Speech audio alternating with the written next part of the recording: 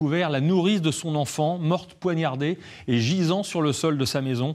Une enquête pour homicide volontaire a immédiatement été ouverte. José Guedes et Daniel Le Floch.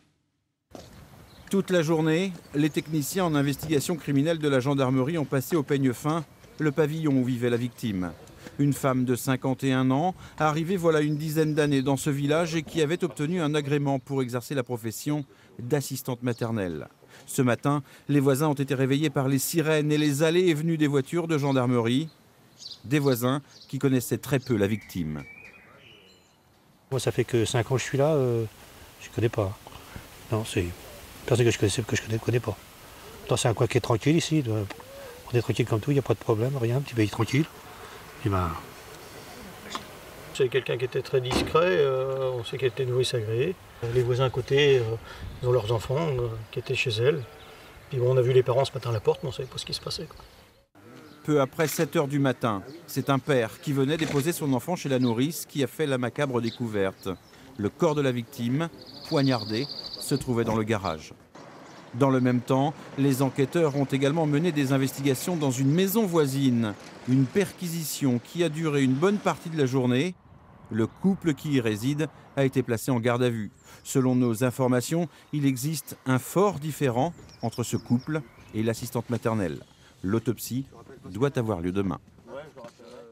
À Ingrande, toujours dans ce département de Maine-et-Loire. Ce matin, une femme et l'un de ses enfants étaient en voiture près de chez eux quand leur véhicule a basculé dans la Loire. Et si les secours ont mis plusieurs heures avant de retrouver la voiture, ils recherchent toujours actuellement dans le fleuve la mère de famille et son enfant. Marion Neumann et Luc Prisset. Le drame s'est déroulé ce matin aux alentours de 8h45. Une mère de 3 enfants s'apprêtait à conduire son fils de 8 ans à l'école lorsque sa voiture a chuté dans l'eau en effectuant sans doute une marche arrière. Mais les circonstances exactes restent indéterminées. La femme et son enfant ont réussi à s'extraire du véhicule, mais ils ont été emportés par le courant. Alertés par un témoin, une trentaine de gendarmes et des pompiers ont commencé leurs recherches très rapidement.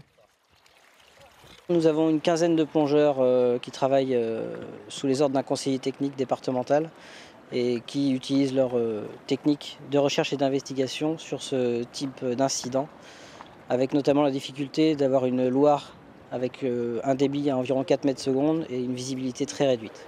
Un hélicoptère a survolé la zone et un bateau équipé d'un sonar était sur place.